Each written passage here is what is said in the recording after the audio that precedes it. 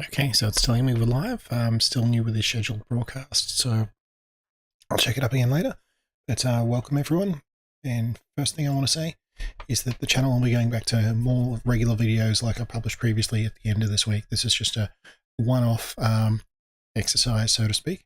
I'm still going to be happy to talk about software testing terms and programming and that sort of thing, but the focus will certainly shift back to a more broad area. The video's got normal latency so that it can generate closed captions, and there'll be a bit of lag between when I do something on the channel and when it's broadcast, maybe about 20 seconds. But if I get a bit ahead of you, like go out of an exercise and then you say, hey, look, come back and we check something, I'm happy to go back in and do that. Let's see what we're going through. The agenda for the stream, again, it could turn out to be a fairly long one, is first up, I'm going to do a stand-up meeting. And second is a demo of the proposal and go over some confirmation testing of bugs that were filed earlier in the week and show a new issue that was found. And then talk about some software testing terms. I'm just going to go through, maybe spend 15 minutes talking about those before going on to anything else. And then go through and then start doing some of the more activities to try and spend a little bit on each of them. If there's anyone that wants me to do something particular, more than happy to adjust course and go to a different segment. So for the stand-up meeting, and for those just new, stand-up's a daily meeting in an agile development environment where people will talk about what they did yesterday, what they plan to do today. There's a bit of a synchronization between the team. Sorry, just checking some of the settings. Okay. So in the fictitious exercise, I spoke with the Board of Education rep and advised the status. I had a good look over the newer segments that were released in version 3 of GCompris, and I'm pleased with the result. They all look very good. There were some small issues found, but they've been reported to the developers. The developers already put a bug fix into them, and we're about to see some of those there. And they actually said, well, we don't really need you to go through and look at everything. We just want you to, we now want to know that it's not going to flop completely. It's been a bit of software that's been around for a long period of time. So is there anything where you could change some things? It looks like chess has become very popular with schools, and the program has a chess game, an option for people to play chess with a friend. It's also got, well, the original version 3.1 has got end games of chess. So they've asked me to come up with a prototype for a beginner chess, and I spent some time looking at that. I actually came up with two different variants. One where it just has a different board setup and then follows the standard rules of chess. And the second one, well, we've modified the code that runs the chess engine and modifies the rules so that the person plays with white pieces and they can keep moving piece after piece to get familiar with the piece move. So that way I don't have a computer in the background that possibly messes some things up. So you might have a row of 8 pawns versus 8 pawns, and the person has to go through and then figure out a way to capture and get all of them to the back or similar. Another one is with the rook, where there's about 6 pawns scattered on the board, and it using the one rook, you go through and capture all of them. There is a video on the channel. It's as part of the playlist if you want to go through and have a look at it, but I've since recompiled and reconfigured the code to play a normal game of chess, which lets me do this demonstration. So they've asked me to look into that, and that's pretty much what was worked on. I actually have run it past the developers, and they're keen. I'm not sure what's going to happen, whether it gets accepted. As long as something gets in there that helps an introduction and activity, I'm happy. I'm not too worried about what form it takes through, because I'm a bit, if we end up going too under the hood, because the application then loads the activity. The activity has a virtual chessboard, which then deals with a chess engine. And if you ended up having to change things too much, I think the chessboard and the chess engine are sort of tightly coupled. And there's a lot of code for the chess engine, and it's the part that when you click on a piece, I'll go in there now. When you click on a piece, it then gives feedback as to what's the valid move. So it's not the board that's doing that, and that's as you want. So if I ended up starting to break the rules, I didn't want to also make it a bit more complex to the point where it breaks it further. So the option of doing this one is a very simple, low risk addition, whereas the other option, even though it has more features and might help learning better, it is a bit more complex with a bit more risk. I also did confirmation testing of the bugs that were fixed. So this version of the software I've got is got fixes for those, and I also found a new bug. So that will go through that. So I've got the board up over here showing the activities. There's about 160 in the activities to do, some of which got added yesterday. So confirmation testing for the fire hose activity, and then confirmation testing of those. And then there's some terms that I've put through that will cover. It's not going to be all of them, but I've selected a few to talk about that are relevant to what's happened recently and what you're likely to encounter as well. So confirmation testing of the fire hose activity, which I'll just drag into in progress now. So we'll go back to the beginning. So just to recap, the fire hose activity, if you go in the first time, it would work fine.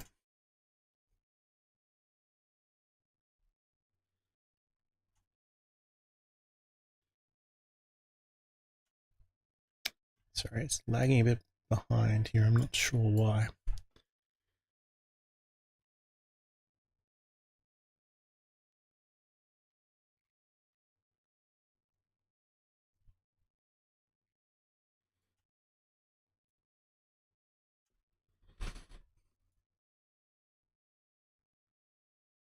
I'm going to check the system, and this wasn't what I expected to happen, and see if it's, no, it's not too overloaded.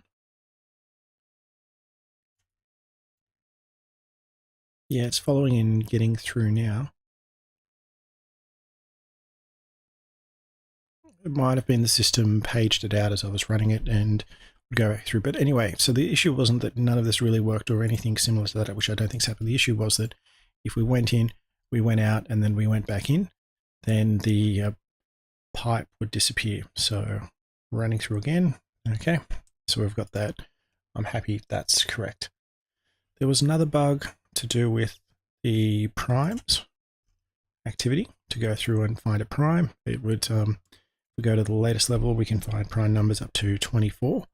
And if we find 11, that's fine. Find 14, we get an error message. 14 is divisible by 2 and 7. But we also got an error message that we shouldn't have when we ate 23. And now that's working fine. So I'm happy that's fine. So it's confirmation testing, that's none. And the last one was the piano sound override. So turned off audio on the main settings. Go into keyboard, type some keys and we don't hear anything. Go into the music, play the piano. It requires sound. Even if the audio is off, it's going to play noise for us. So, okay. And great. All right, so we've got that. Now we go out of the activity. And the bug was that it would keep giving us noise, even though we didn't want that anymore. And now we press some keys and we don't get the noise. But it looks like we shall carry straight onto the new bug that's just been submitted. It looks like this fix or somehow has changed the underlying mechanization. And I think it's under music, yeah. And I've confirmed this against the actual version 3.1, because if you have the audio settings off and then come on in, you can hear it. This activity requires sound, so we get asked again. But this time when we hit continue, we don't hear anything. So we should be hearing something like a dog bark or maybe a bugle playing or trumpet, and it's just not doing anything. And the same one with I think it's musical. No, it's not musical instruments. It was farm animals. explore farm animals. So again, we get the dialogue saying it requires sound, but when we click on the animals in the normal version 3.1, we'd hear a cow moo. And at the moment, we're not hearing anything from there, even though we click the OK button saying it's good. And that's where we're at the moment. So the next on the list of tasks I would have done for activities would be the Tangram puzzle.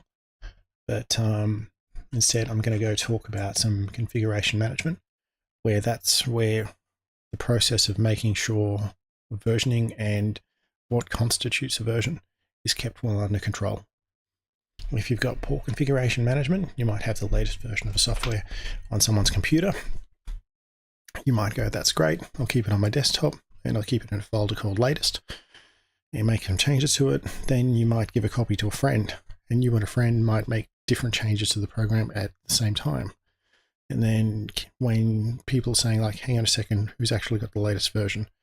So, and that way, if you use a version number, something like semantic versioning or similar, you've got a unique identifier for each build. And that way you can be sure that if a bug was present in it, you could track back to the source code that was used to create that and then find that. So you might come across another word, an epic, which is a sort of large segment. In the case of the software, an epic might be adding something, assuming it was like version 2, something very early on. It might be adding a suite of programs that are useful in music or a large area or something along those lines. But if you're adding something like a user story, it might just be what I was doing earlier, of adding a new game or adding something new similar to that. But an epic is a big component of the software. Verification, it's related to validation as well. And these two get confused. They're very similarly named. And verification is the act of making sure the correct thing is being built. And you might say, well, hang on a second. You know, we want a new system that makes life easy for everybody else. So isn't that validation as well? Well, validation is making sure that what has built was worth the effort. If we build a great computer system, it's built and matches requirements, everything, but the way the system is set up and implemented, if it might be 4 times slower to do it on the computer than it is to do it in the current paper system, then we haven't achieved validation. As a tester, verification is more likely what you'll be doing, and validation might be business analysts and similar.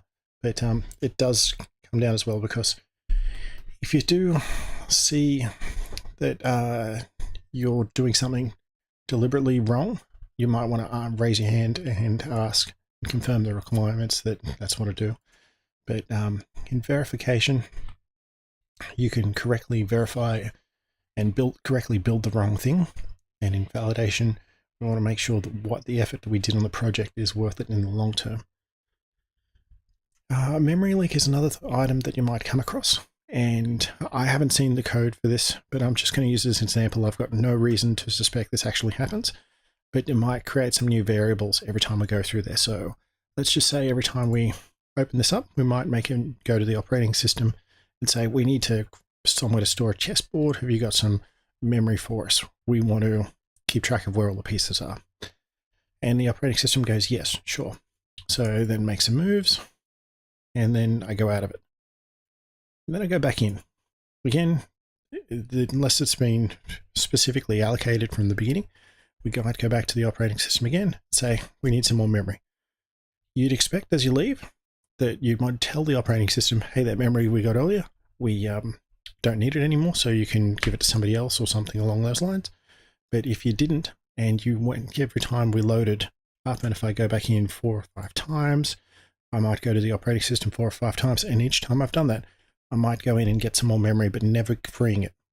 So if this program does this over and over, then it will eventually run out of memory to give. Even if it's got paging and virtual memory, over given enough period of time, you'll run out of memory and the program might crash.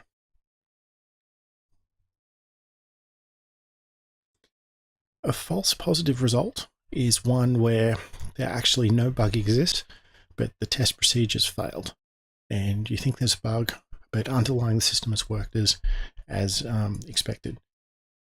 Which brings us to as well a false negative result in that the test procedure says there's no bug, but there still is underneath. Traceability is the ability to go from where a particular requirement has come from to where it's been implemented to where the test is that will confirm that the feature has been implemented. And you should be able to see what particular code does that. A stub is a term for a piece of software. So if I was working as part of the development team for this and writing some code going through, we've got the original program out here, which deals with menus and systems. We've got a code here for an activity that goes through here. And as we're writing and we've got all the images, we've got the port set up, we've got a way for the user to interact with it, but we just don't have a chess engine underneath it. We don't have something that'll play against us, something well. We might write a stub that will act like a chess engine, even though it's not really.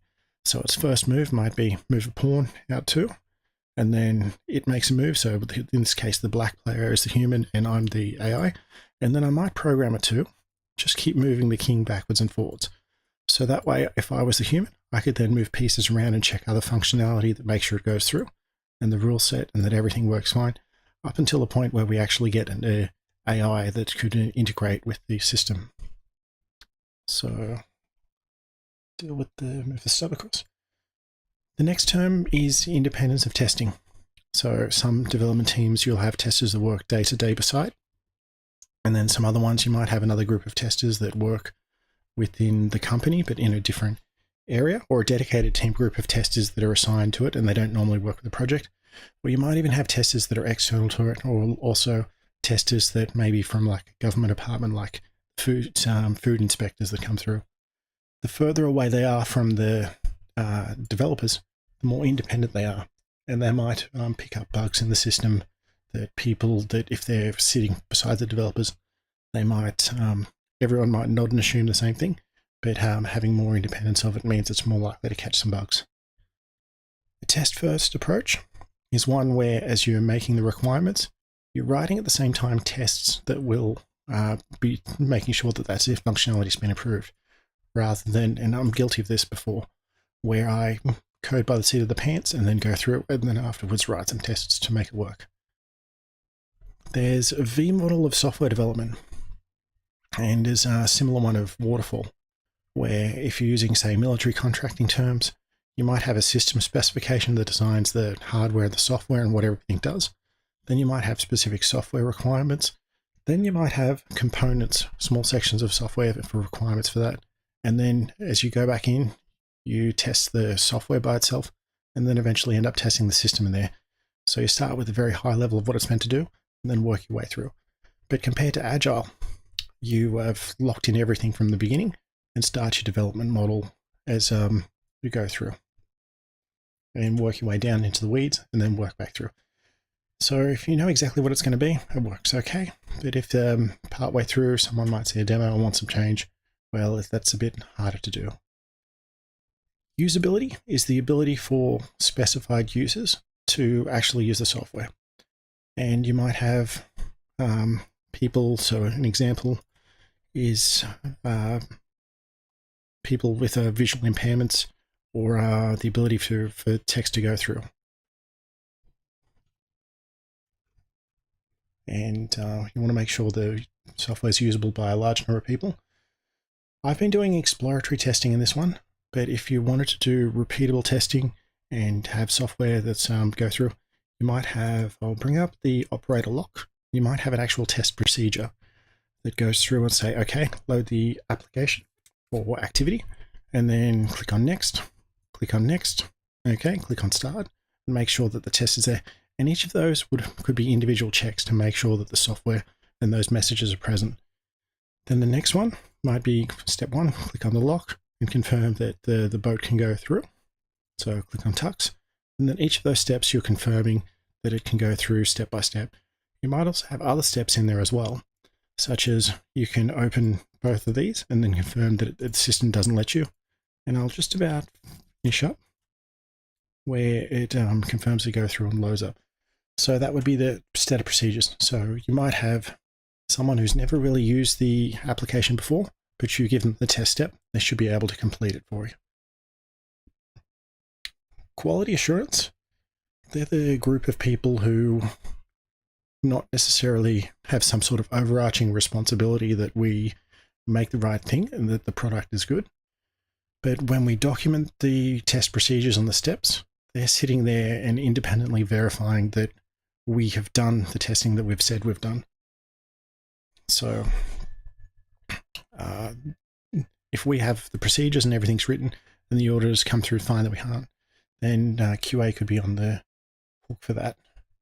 Component integration testing, where you might have an activity going through to talk with the system itself.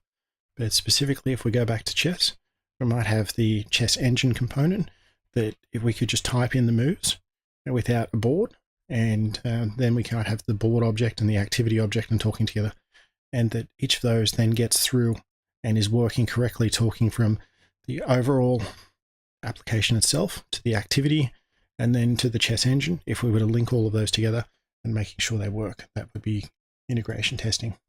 So we've tested each of the components by themselves and their work, but in this case we're making sure that everyone can talk together. Decision table testing is where I'd say less to do with activities in here. I could probably find something if I looked, just can't do anything off the cuff at the moment. But you might have a company registration that anytime you register a car, you've got to pay a certain amount, and there might be rules by the government to who has to pay what amount when. And you might have different rules for electric vehicles, and you might also have rules for weight, and you might also have rules for if the vehicles primarily used in an agricultural sector, then you could maybe get a discount and similar. Complexity details with how long the how much different codes and if statements and similar are in the code segments, and having complex software might lead to more bugs. So the idea would be to have many functions and each individual function sort of does one job and does it well. A user story is a part of a requirement system. So as part of using the software, I might want to play a game where I can compare numbers and expand the software by adding different user stories to form new requirements, which also brings us to acceptance criteria, which is what is used to assess whether an activity or a component has met the requirements to be deemed as usable. A test suite is a set of steps that will go through and confirm that something's right. So you might have procedures that go through and then check those, but it's a series of individual tests that go through. A retrospective is once a sprint is done. So sprints might be every 2 weeks or maybe every week. The team gets together and has a bit of time to think about what they can do to be better, to be more efficient and do things differently. They might say, for a particular bug, we're going to have a generic email because we've got a team of 4. John as the designated bug retriever, but because he was away for 3 days, we didn't realize about a high priority bug that a customer's done through. So we're going to have a common email address that everyone sends them to, and that way if someone's off, then other people can check the inbox. Entry criteria and exit criteria are things that are needed to go and start a certain phase. I remember working for a company and we were behind schedule. We didn't quite have the documentation that we needed. And I got asked if I could start writing tests for a particular area. And I'm like, I don't have the document that tells me how this communicates to the outside world. So I can't see how I can start making up a fictitious item that is meant to communicate like it does without knowing how it talks to the outside world. Acceptance testing is, if particularly in a V model, or it might be at a formal delivery of certain milestones, is the company does testing, and at the end of that, it might go into system and go live or not. And that brings us to the end of the terms that I wanted to cover. And I'll start going into some of the applications. So I guess the next one, and I'm happy to take requests from the chat over area to go through, but the Tangram puzzle. Not sure what area it's under. So Tangram, I'm just going to move that into there. So we've got, if you're not familiar with Tangram, it's a square tile that has broken into many different shapes, and they're all the same shape. So we have to then make them into different, replicate the puzzle using those particular shapes. So it's a very reusable puzzle. So there we go, I found that one. So from what I can remember, before I do the puzzle, so somehow it's, you can create a, may not be able to, you can create a square out of these items. And yeah, it's a common set of shapes to make particular items out of it. So I'll just do a second one. I've only got limited time where I'm going to try and blitz through all of the tasks in here to 160 tasks. I want to lightly touch on all of them if I can. Oops, sorry.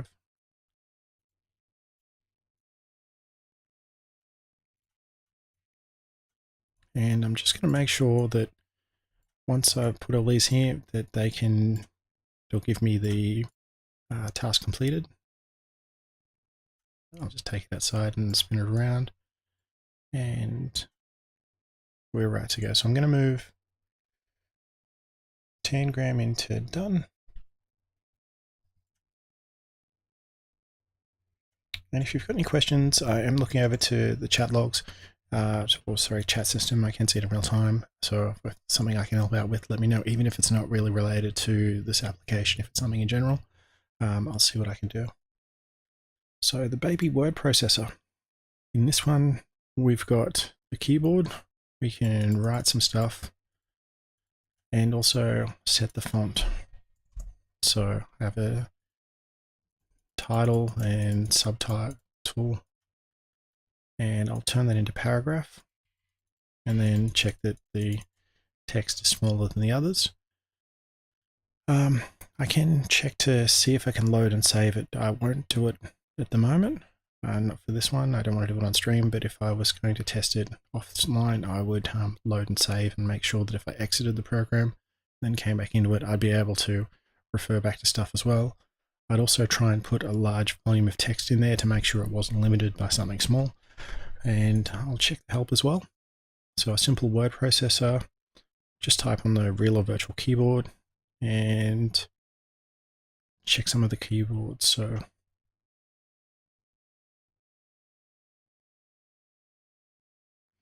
okay, well, I don't really have too much time to go through that because I'm counting that it's a mature software that's been in for a while for the purposes of this exercise. So making the ball go to tux. Press the left and right arrow keys at the same time and make the ball go in a straight line. So I'm going to press them both and see how we go. And I'm just going to press the left. I think there might be bars shown. No, not on this one. So I'm going to press one and then the other. Yep. And press both. So as it goes up the levels, I'm pretty sure it gives the tolerance. I'm going to have to press the left and the right key quicker. And we can see the scene is going into night at the moment. And getting the happy face. Yeah, press them pretty quickly then. It's gone off to the side.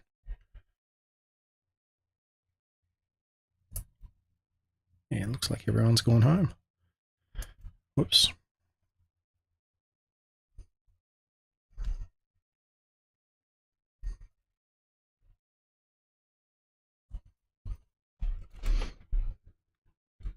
There we go. Okay.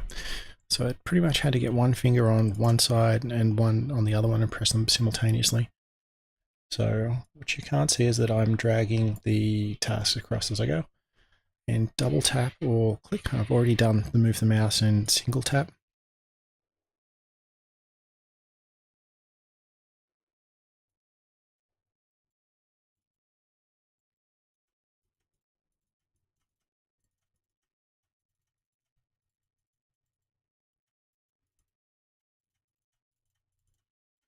Okay, so we've got a Cheeto there, and it looks like some of the other images as well.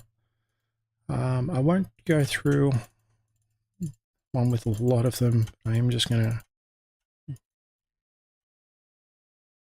yep, I'd go through. It'll mark that as right.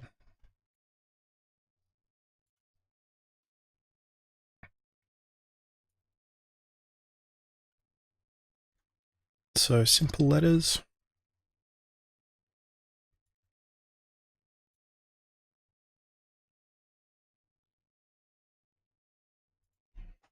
I just saw it. So I'm going to use the keyboard for the touches if we're on a tablet for the first up. And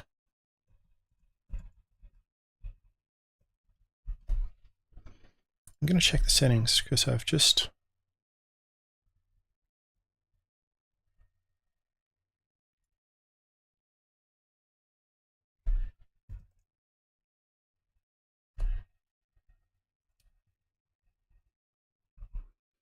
okay, so it was I must have had caps lock on for it because I just tried pressing the keyboard and it wasn't recognizing the keys. So now I've got more. And if I was going to then go through this in a very hurry, I'd look to see that we've got pretty much every letter. And I think this is just a random.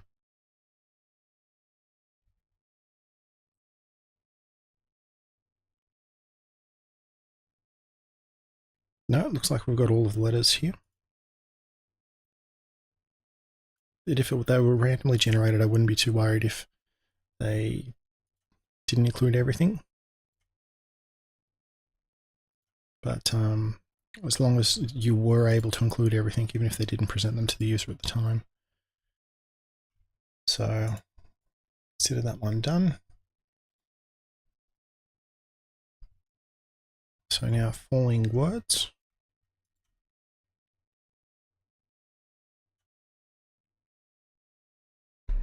So 6, get my, and using the virtual keyboard 4. Now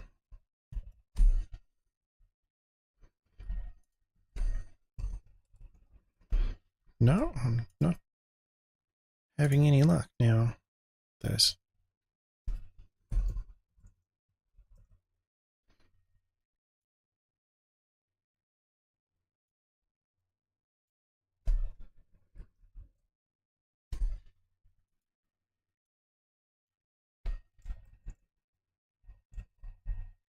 that's right. I guess it's not too much of a problem as long as you're consistently able to use one.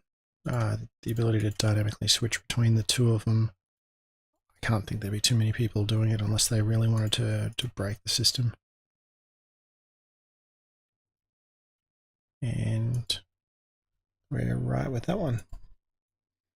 So next on to the railroad activity. Observe and remember the train before the timer ends and drag the items to set up a similar train. Next, if you forget the model, you can click on the hints. Okay. Alright, so it's just a green carriage by itself. Then orange train with no coal tender behind it. Yellow shunting train. Then a green with 4 wheels. Alright, so here we go. We've got the hint that works fine. And I'll say that's right. And the last one looks like a long passenger line. and see that it's there. So now it's getting a bit harder. So let's see with the hint if it, yeah, okay, it doesn't make what I do go away, which is good. I think it's that one. And then, oh, I didn't realize, remember whether it was yellow oil tender or not. And then a passenger. And we're right. So I'm going to call this one done. So just checking the board up with what's there. And logical associations. Look at the two sequences. Each fruit in the first sequence has been replaced by another fruit in the second sequence. Complete the second sequence by using the correct fruit after studying the pattern. Okay. So lemon becomes an orange, pineapple becomes, I'm just going to go with a grape, and lemon, orange again. So pineapple,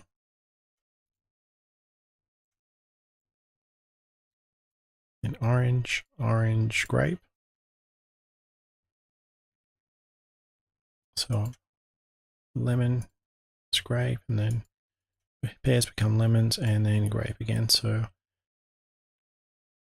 it looks like it's very simple to start off, an orange becoming an orange. And then working away, I'm going to crank the difficulty up a bit. So pears, apple. Okay, so if I don't quite get I only get the happy symbol when it's done. That's right.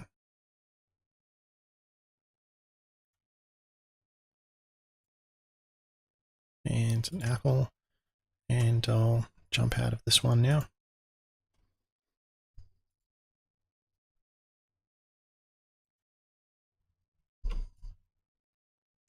If you're looking at the board at the moment, I'm slightly messing with it in that once I drag it from an activity to do, I'm bringing it in, just putting it in progress, and then at the end of the night I'll move them all across because it takes a bit of time.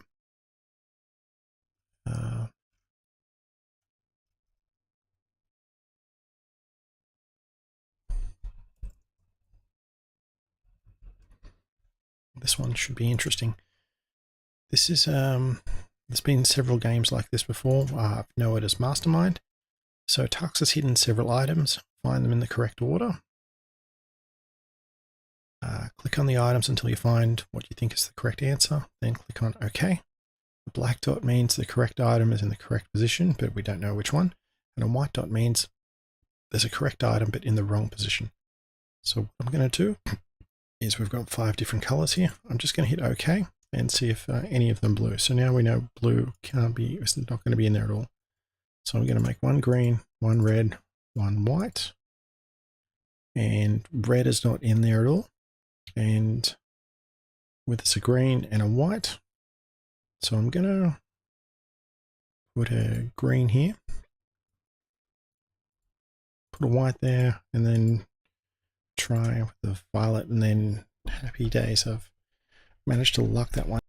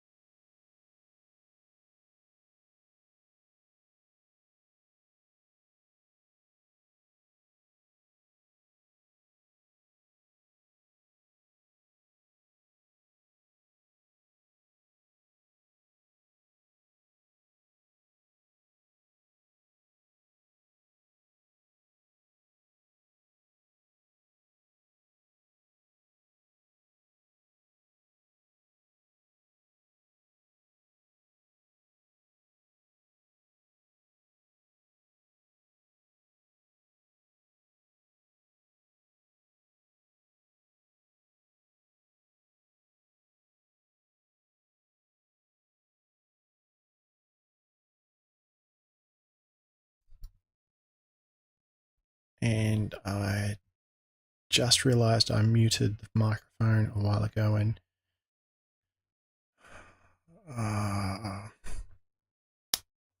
That's all right, I'm going to continue on, but I'm just going to take a quick pause now and take a while. Okay.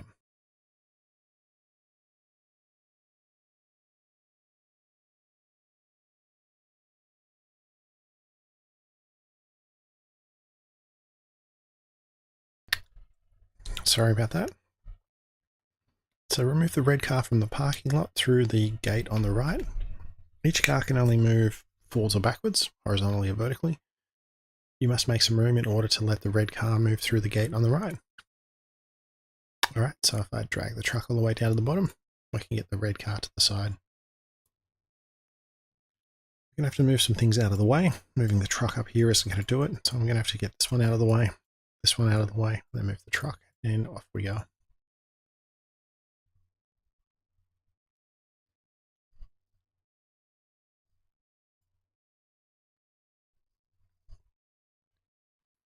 So if I move the truck out of here and then here, and I've got to move two out of the way, doesn't matter where the rest of them go.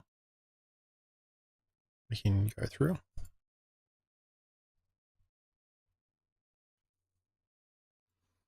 And down across those two, I don't have to do anything with the top row. I'll finish this last one and then treat the rest of them as correct if I can. So move that out of the way and we're right to go. So it's quite a lot of puzzles, and in later complex ones we've got to get a lot before. So I've somehow got to free out this car. I can move that one back and then move this truck back before I can move this across. Looks like I've got to move that truck.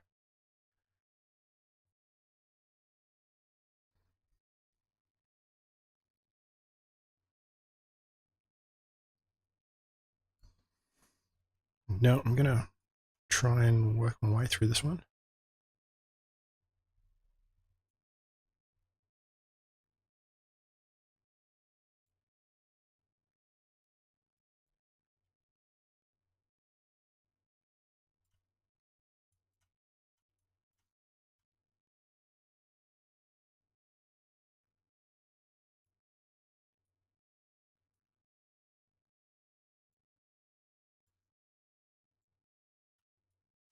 There we go. Okay.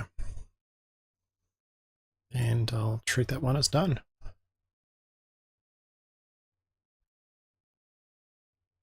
So lights off.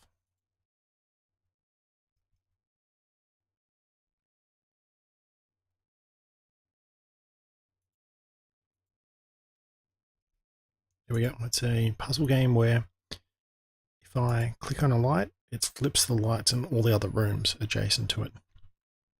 So for here, if I turn that, so, and here if I click that, that'll give us a win, but just as an example, that turns on, that'll turn on. I've got to work my way around, so.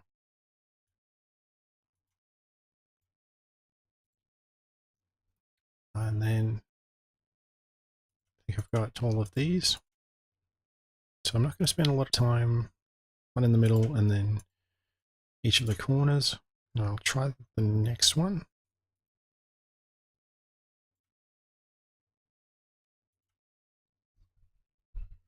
And then I'll consider that activity done.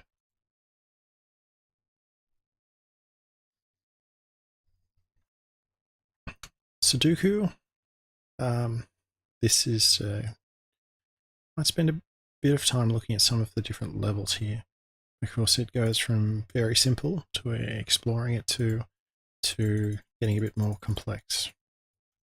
So I'll go back to the beginning and go into the help. The symbols must be in a row, column, or if there is a defined region, in each region. Then the aim of the puzzle is to enter a symbol or numeral from 1 to 9 in each cell of the grid. And the official Sudoku is 9 by 9, so we get to see them at the very last levels, and 3 by 3 subgrids, and the numbers 1 through 9 in each of those. We start at the lower levels just using symbols and no regions. In all cases, the grids presented in various symbols or numerals. And each can only contain one. Select a number and then it won't let you give an invalid answer. Okay. Well, in that case, I'm going to try and give an invalid answer. Yeah, so it won't let me put it in. I've got to put the red circle in the middle. Then off we go.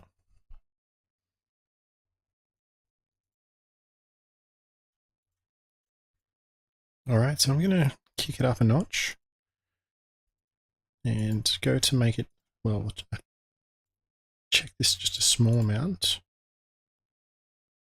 One has to go there, one has to go there, and then across.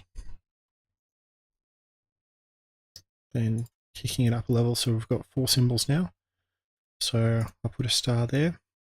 I'll try and wrongly put another red here, which I've already got in the row and the circle as well. So it's the purple diamond, the square, and then finish off with the circle.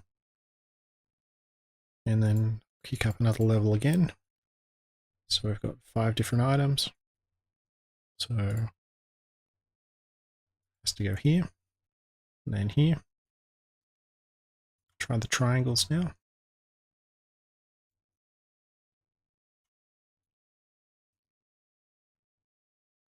One square is missing there.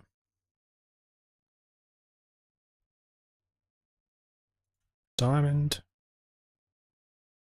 It's only one in that row, it can go there, and then here, so it has to be here. So that should give us all the stars to go, and we're right. So I'll go up to the next one where I've got numbers, so I'll skip that one. Now we've got a full Sudoku, but we only have a few numbers to go through. So 1, 2, 3, 4, 5, 6, 7. So 7 will go there. I'm going to try and put 7s in other areas, and it should give me error messages.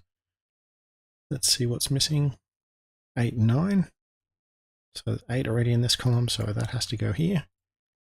And 9 here, which means that 9's the last one to go there as well.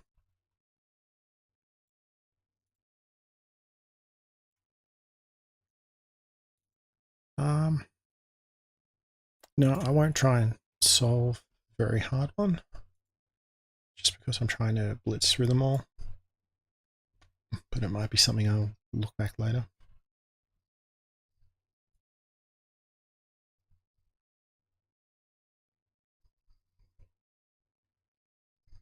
Sorry about the buffering at the moment. I can see there's been a few error messages coming through. On to the next task of path decoding. So it's as if we've given Tux some instructions on how to get to the area and follow the given directions to help Tux reach the target. Move in the given directions. So this is like north, east, south, and west.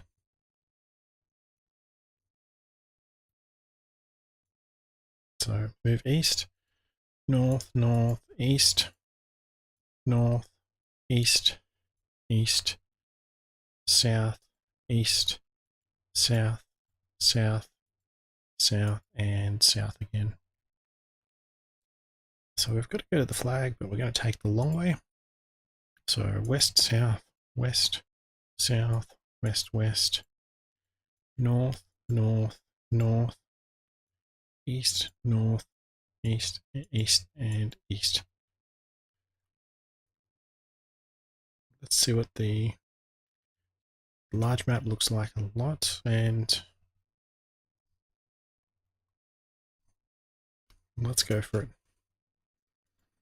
North, north, north, west, north, north, north, north, west, north, west, west, south, west, west, north, west, west, west, west, south, south, east, south, south, west, west, south, south, east, south, south, east, south, east, east, up past the rock, a bit further up, actually a lot further up, a very lot further up. Tux does like the walks in the park.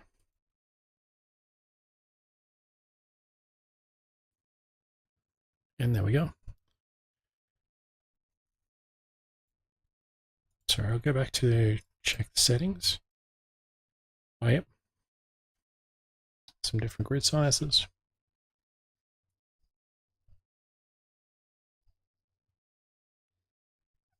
Paths. Sorry, path. Yeah. Now it's path decoding relative. So in this case, I get Tux to walk forward, turn right, and walk forward, turn left and walk forward, go walk forward again, left and walk forward, right and walk forward, left and walk forward, forward, forward, left and forward, and then right.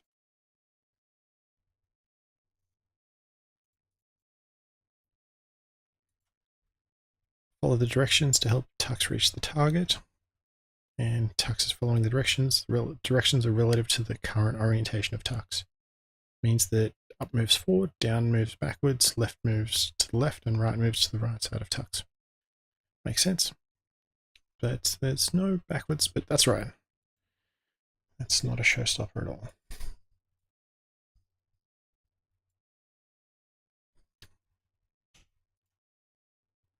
So this is path encoding. So I need Tux to go south, east, south, south, west, south, west, and south.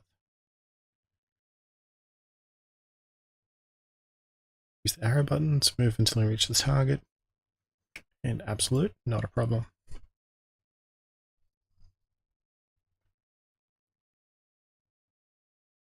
Let's go a bit larger. And I'm going to try and get Tux to go off.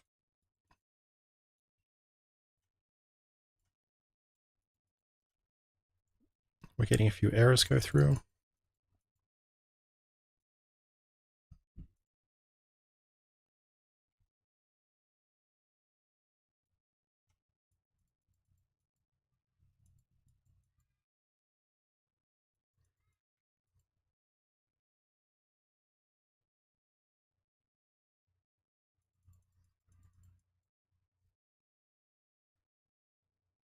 And I'm going to call that one done.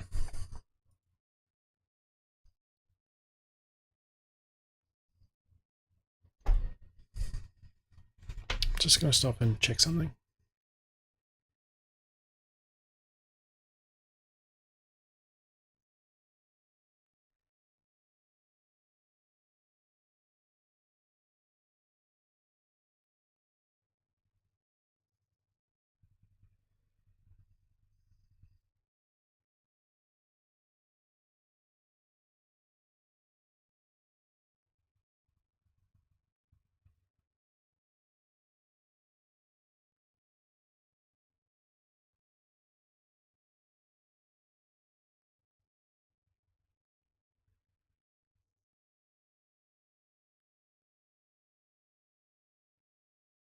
I'll be back soon.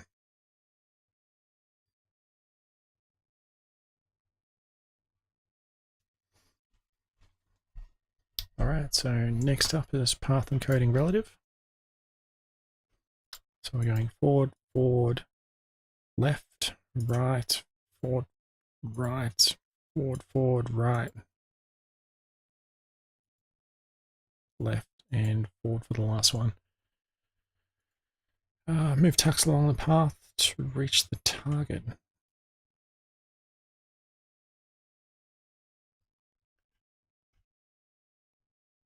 I'm going to drag this into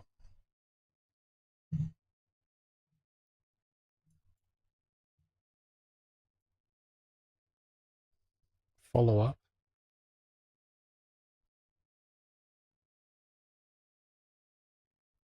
Because the graphics don't quite match here what's going to be going on, but I get it's meant to be an icon and not representative.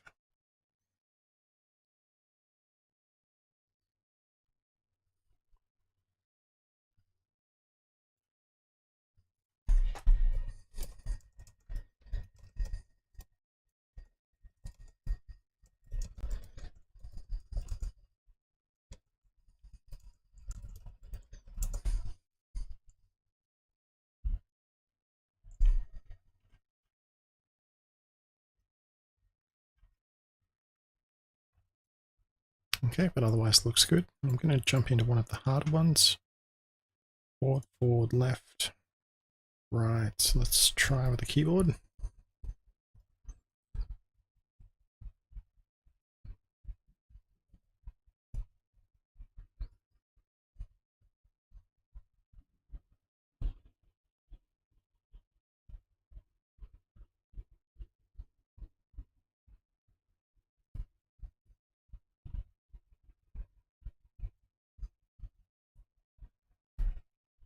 Yep, that looks good. I'll mark this task as complete.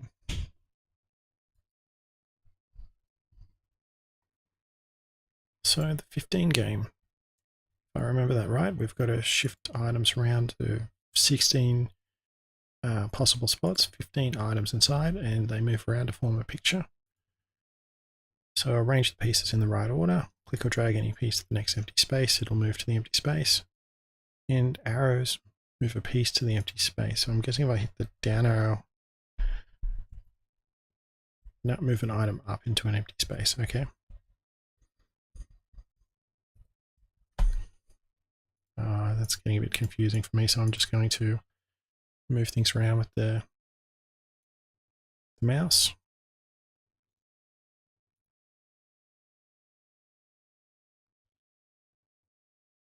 It should go down. And I think I can spin this around and then get it here. We've lost digits this time.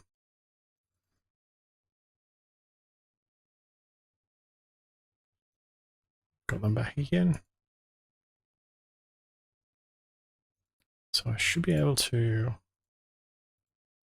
spin those right, get 6, 7, 8, and then put 12 in. So that looks good to me. Let's see if there's quite a few levels there where they get jumbled right up. But no, it looks good.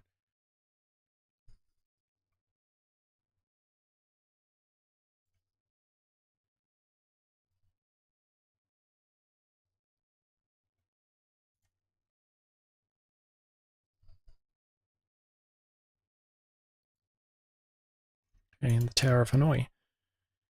So the objective of the game is to move the entire stack to another peg, and as long as you meet the rules, you can only move one disk at a time, and the disk can't be placed on a smaller one. And it's got a bit of background here. That is, even though you're only adding a few more disks, you've got to keep to the rules. It can take a very long time to solve. I'm just going to move, I only got 3 levels. I'm just going to do the simple one, which I think might be, yeah, I think I found this out the hard way last time I did this. I think you've got to try and get it to move to the end. And let's try.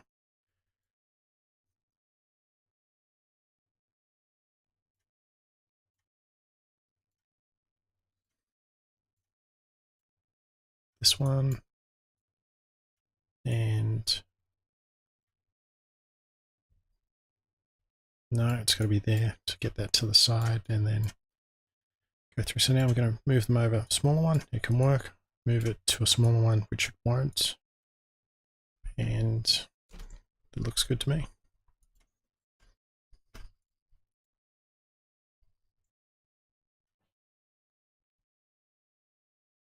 Find the details.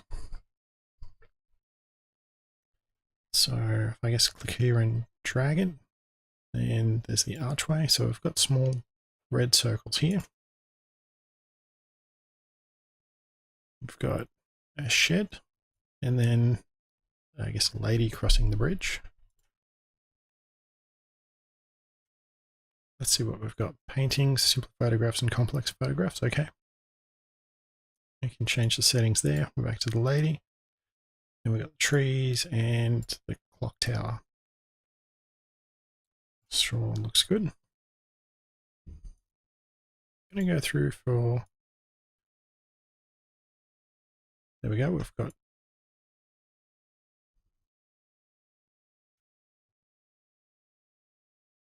I'm not sure whether this is a simple paint, sorry, or a complex one.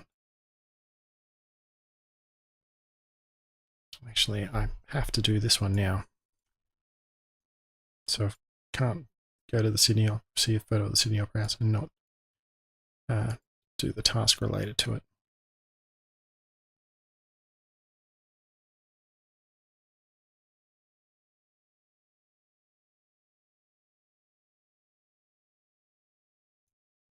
I'll stick with the castle. So that looks to be a large one. Oh yeah, and we've got, there's a lot more items to do. So I guess an entryway. Side of the castle, another tower, guard post. Yeah, it's got a second one where this is just a single tower, side of the building,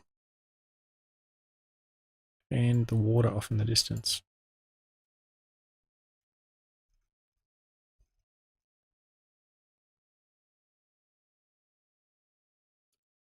Looks good to me.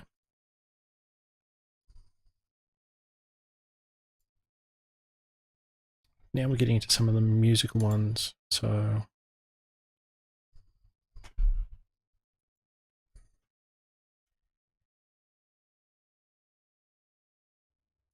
that's right, it should pick up the noise.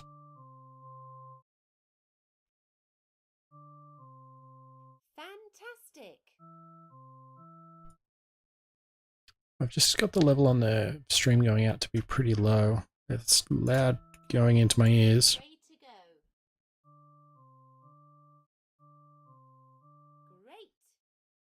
Great. Oh. Display colored notes, display colorless notes.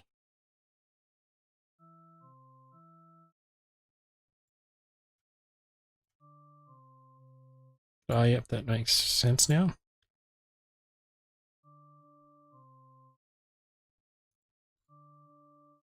Perfect.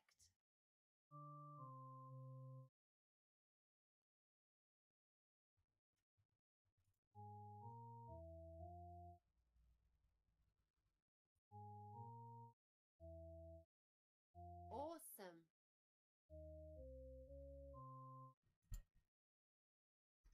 Okay, looks good. Some notes are played on the staffs. Click on the keyboards, keys to match the staff. 1 to 5, you practice treble clef notes, and 6 to 10, you practice bass clef notes. Keyboards, digits 1 to 7, white keys, 2 to F7, black keys. Okay, well, I'm going to go back to the...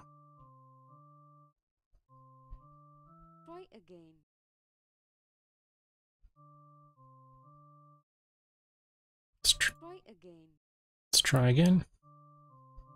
Super. With the keyboard. Oh. Looks good to me.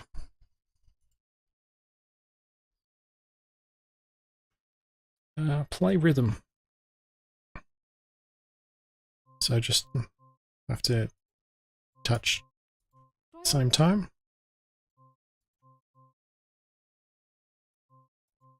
Try again.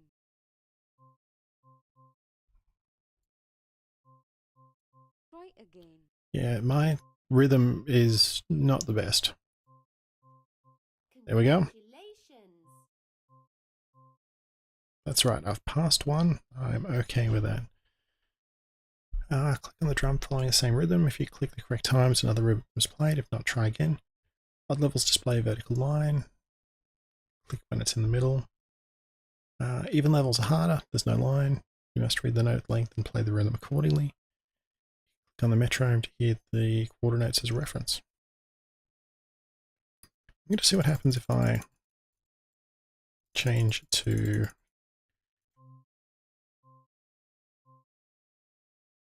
Okay.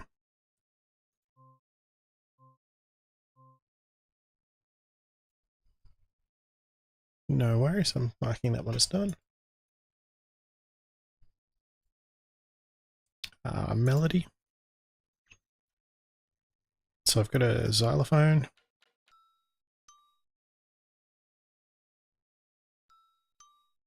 Perfect. Green, blue, blue.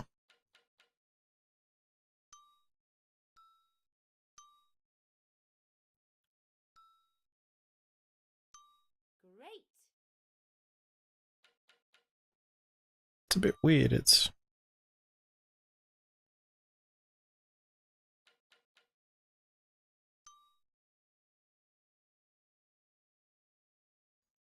it's not playing some of the notes. I'm gonna change the audio settings. Click on the objects and reproduce the melody.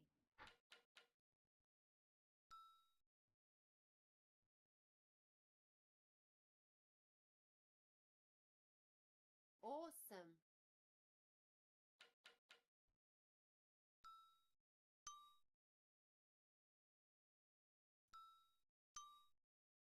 Good. That's weird. I'm only like hearing 2 notes, but Super.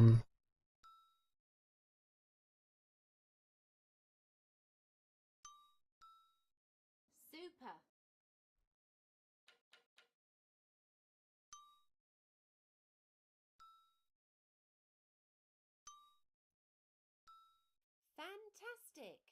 yeah, I'm certainly going to note this one down.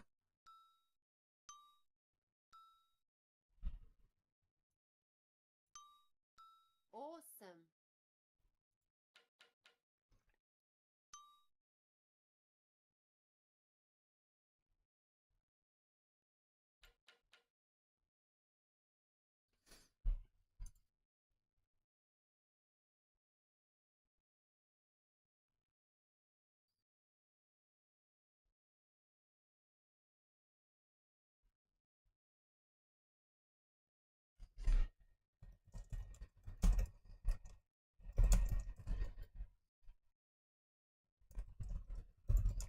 Just noting the timestamp and that not all notes are being played.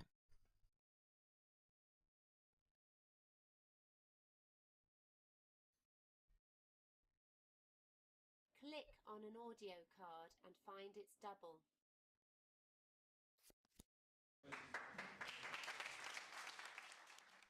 So clapping and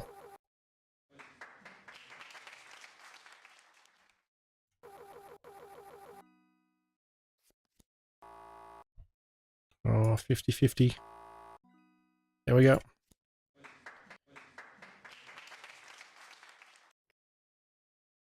Each card plays a sound. It's got a twin. Play the cards. You can only flip 2 cards at once, so remember where a sound card is. Arrows navigate and space to flip. Yeah, it looks good to me. Click on an audio card and find its double.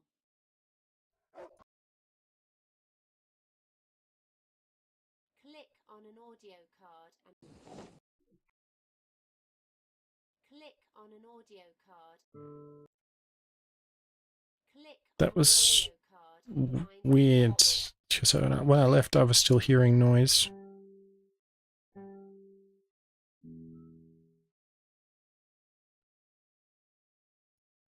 Click on an audio card and find its Right, double. so it looks like when Tux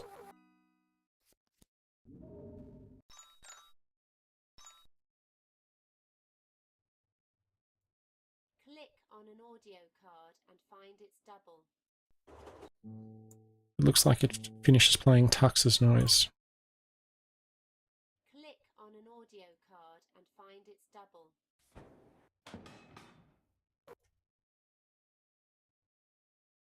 Click on an audio card and find its double.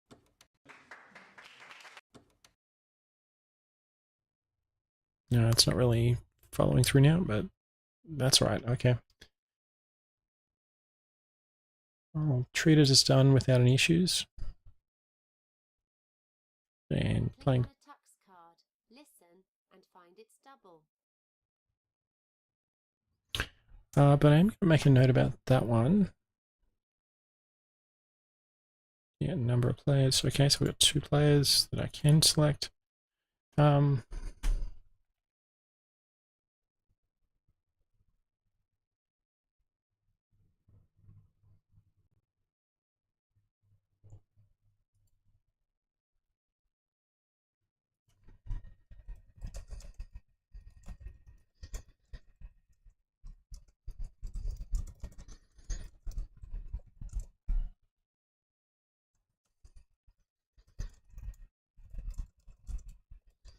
So I'm just making a note saying where you go in, it says click on the Tux card, but Tux isn't pictured.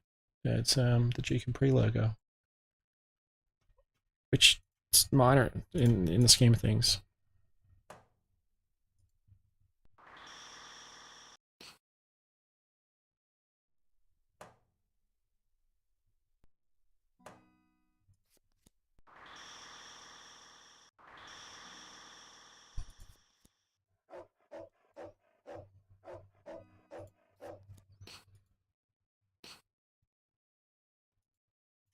And yeah, okay.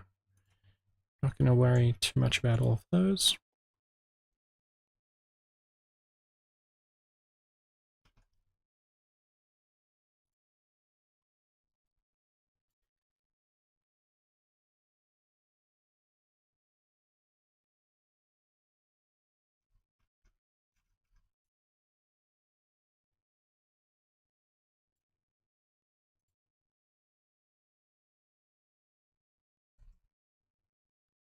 Well, the computer's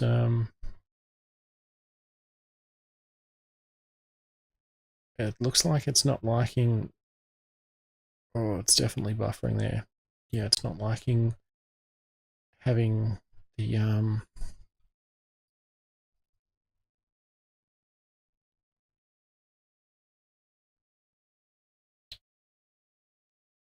window open at the same time with the taskboard. So I'll double check that. It's also got another task going off in the background.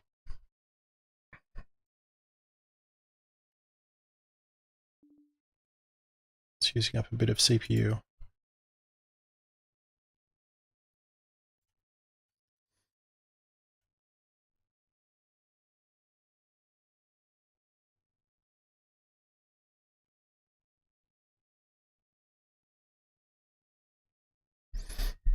Okay, looks like it's just looping or something like that. All